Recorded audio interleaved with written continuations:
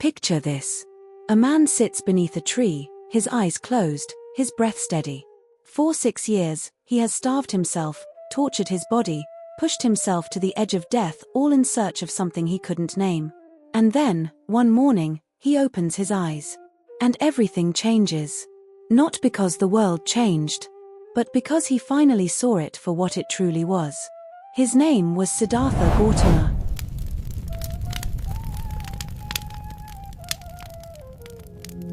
This is the story of the first sermon. The moment truth was spoken. The moment suffering was understood. And the moment the middle path was revealed. There's a reason this story matters today. Because right now, in this very moment, you're living between two extremes. On one side, there's indulgence, the endless chase for more, the belief that happiness lives in the next purchase, the next achievement, the next distraction.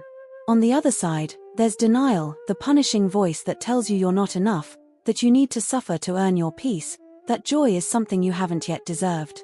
And somewhere between these two extremes, you're exhausted. You're searching. You're wondering if there's another way. 2,500 years ago, in a quiet deer park in Sarnath, a man who had walked both of those paths sat down with 5 skeptical wanderers and told them something that would shake the foundation of everything they believed. He told them about suffering. He told them about its cause.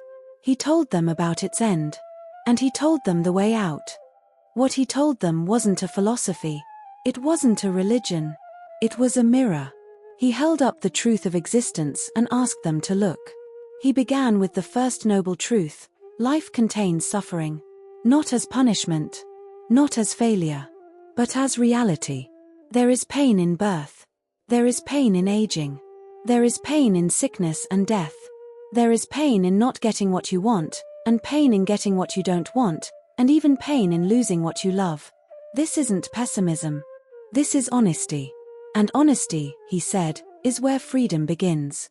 Then came the second noble truth: suffering has a cause. And that cause is craving. It's the thirst that never stops. The belief that if you could just have more, be more, control more, then you'd finally be okay. But you wouldn't. Because craving doesn't end with satisfaction. It just shifts. It finds a new target, a new lack, a new fear. And the cycle continues. This was the revelation. Suffering wasn't random. It wasn't cosmic punishment. It was the natural result of clinging to pleasure, to identity, to permanence in a world that is always changing. But here's where hope entered. The third noble truth: suffering can end. Not by escaping life. Not by numbing yourself or pretending pain doesn't exist. But by letting go of the craving that fuels it. By releasing the grip. By learning to be present with what is, rather than constantly grasping for what could be. This was the promise. Peace was possible. Not someday. Not in another life. But here. Now. In this breath. And then, the fourth noble truth: the path. The way out. He called it the Noble Eightfold Path, a practical, step-by-step guide to living with wisdom, ethics, and mental discipline. Right understanding. Right intention. Right speech. Right action. Right livelihood. Right effort.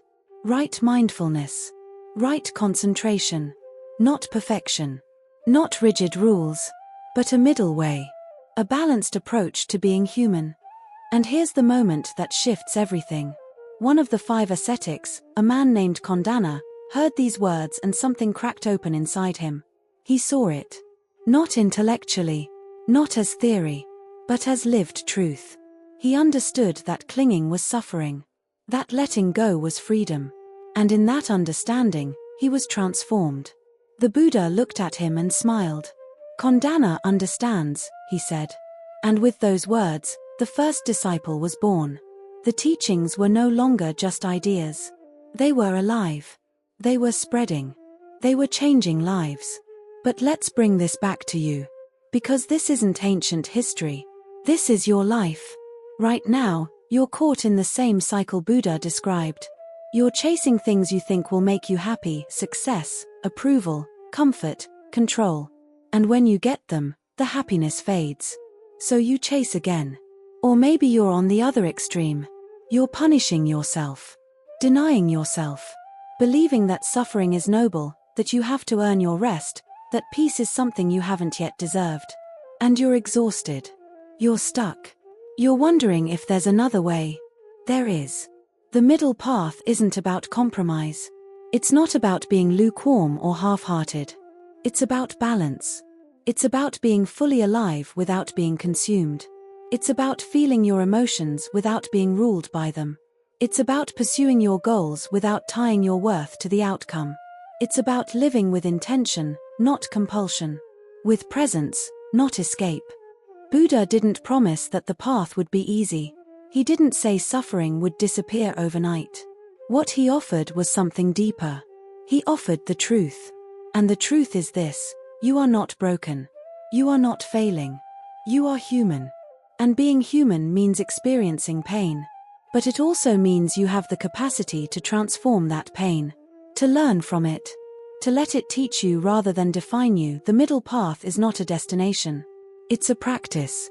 It's waking up each day and choosing awareness over autopilot. It's catching yourself when you're grasping and gently releasing. It's noticing when you're resisting and softening. It's being honest about your suffering without drowning in it. It's being kind to yourself without indulging every impulse. It's walking the line between effort and ease, between discipline and compassion, between striving and surrender. 2,500 years ago, in a quiet park surrounded by deer and seekers, a man sat down and spoke the truth. And 5 people listened. And then more. And then millions. Not because he had all the answers, but because he had the courage to look directly at suffering and say, "This can end. And here's how."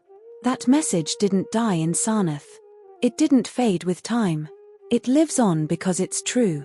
Because every generation rediscovers it. Because every person who stops running, stops grasping, stops punishing, and starts walking the middle path, proves it works. So here's your invitation. You don't have to become a monk. You don't have to renounce the world. You just have to wake up. To see clearly.